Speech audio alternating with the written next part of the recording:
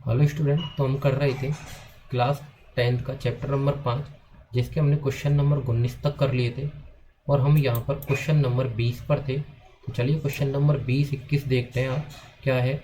Question number 20 में श्वसन में ग्लूकोज के विखंडन के विभिन्न पथों को समझाइए। तो श्वसन में ग्लूकोज के विभिन्न पथों को समझाइए। और अगला क्वेश्चन है हमारा, उत्सर्जन किसे कहते हैं, मानव में मुख्य उत्सर्जी पदार्थ क्या है, मानव में उत्सर्जन तंत्र का नामांकित चित्र बनाइए, पादप के किन्हीं दो अपशिष्ट पदार्थों के नाम की। देखिए हम क्या करते हैं इस वाले में, हम इन दो क्वेश्चनों को एक साथ करते हैं। हमारा इसमें क्वेश्चन नंबर 23 भी हो जाएगा और क्वेश्चन नंबर 20 भी हो जाएगा। तो चलिए इसको हम समझने की कोशिश करते हैं, क्योंकि क्वेश्चन नंबर 23 क्या है हमारा, वायवीय और अवायवीय श्वसन में अंतर है। तो चलिए इन दोनों क्वेश्चन को देखते हैं क्या है क्वेश्चन में। देखिए हमसे पूछ रहा है उत्सर्जन किसे कहते हैं, पहला उस मानव में, क्वेश्चन नंबर 20 पे थे श्वसन में ग्लूकोज का विखंडन। तो चलिए ग्लूकोज का विखंडन देखते हैं पहले यहाँ पर। तो ग्लूकोज का विखंडन हो जाएगा हमारा यहाँ पर, चलिए तो देखिए ये हमारा क्या है, ग्लूकोज का विखंडन। ये सारणी आपको जो टेबल है ये किताब में भी देखने को मिली होगी। तो ये बड़ी इजीली तरीका है इसको समझने का। तो चलिए इसको समझने की कोशिश करते हैं थोड़ा अच्छे तरीके से।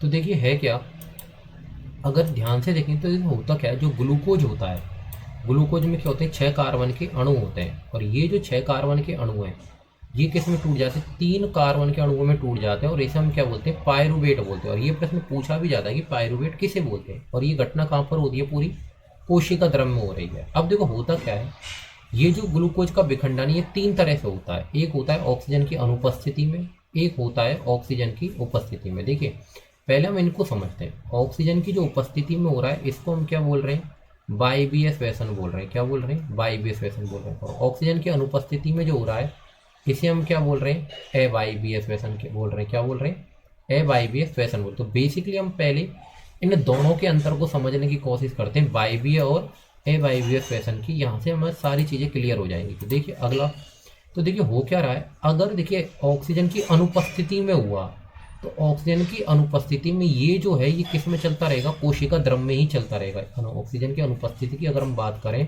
कि ये प्रक्रिया किस में होती है, कोशिका द्रव्य में होती है। लेकिन अगर हम ऑक्सीजन की उपस्थिति की बात करें तो ये प्रक्रिया किस में होती है, माइटोकॉन्ड्रिया में होती है। किस में होती है, माइटोकॉन्ड्रिया में होती है यहाँ पर ये प्रक्रिया।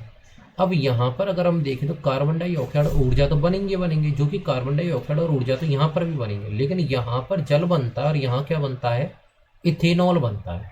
अगला क्या है, यहाँ पर ऊर्जा के 2 कार्बन अणु भी बनते हैं। तो ये आपका एक तरह से वायवीय और अवायवीय श्वसन में भी अंतर हो गया और पूरा ये क्रिया भी समझ आ गई। तीसरा अब क्या है, ऑक्सीजन के अभाव में जो हम पहले भी पढ़ चुके हैं, हमारे पेशी कोशिका में होता है और इसमें क्या बनता है, लैक्टिक अम्ल और ऊर्जा। और ये जो लैक्टिक अम्ल है, इस लैक्टिक अम्ल के कारण ही क्या होता है यहाँ पर हमारी जो मांसपेशियां उनमें क्या आ जाता है, क्रैम्प आ जाता है। अगला क्वेश्चन देखते हैं, अगला क्वेश्चन क्या है, देखिए यहाँ पर अगला क्वेश्चन देखते हैं हम। अगला क्वेश्चन हमसे क्या पूछ रहा था यहाँ पर, अगला क्वेश्चन हमसे यहाँ पर पूछ रहा है,